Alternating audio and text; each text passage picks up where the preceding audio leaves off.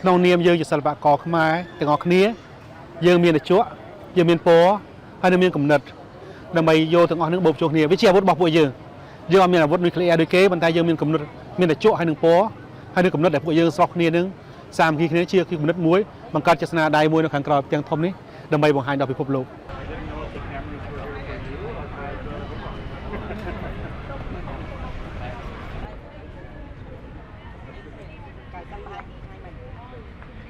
អ្នកដែល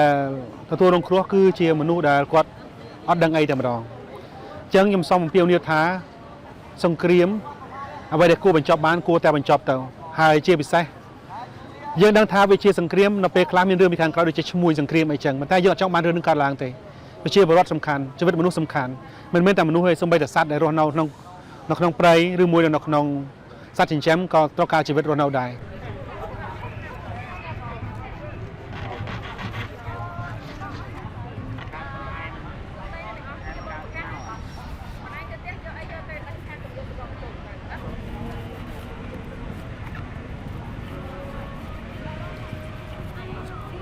ខាងថៃដែលគាត់ឆ្លៀនពៀនមកលើទឹកដីខ្មែរនេះគាត់យក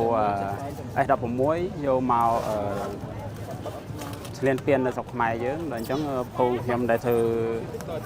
ជាសារមួយនេះក៏យើងធ្វើជារូប S16 នឹងឡើងមកបាទ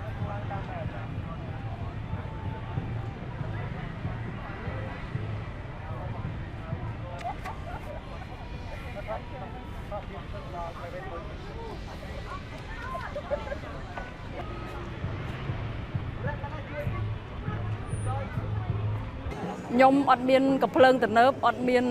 អាវុធយន្តហោះអីទំនើបដើម្បីប្រយុទ្ធទេប៉ុន្តែខ្ញុំអាច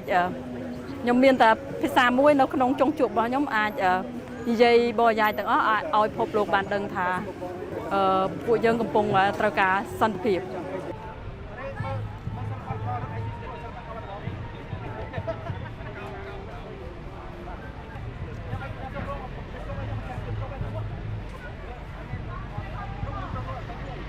មិនថាប្រទេសណាទេគឺយើងអត់ចង់ឲ្យមានការផ្ទុះអាវុធឬក៏មានការឆ្លោះគ្នាអញ្ចឹងខ្ញុំគិតថារស់នៅដូចពីមុនមានន័យថាប្រទេសណាក៏ដូចបងប្អូនគ្នាយើងអាចរាប់អានគ្នាតាមរយៈដូចខ្ញុំផ្នែកសិល្បៈអញ្ចឹងគឺរាប់អានគ្នាតាមបែបសិល្បៈភាសាសិល្បៈអញ្ចឹងខ្ញុំគិតថាការរស់នៅអញ្ចឹងខ្ញុំគិតថាមានក្តីសុខ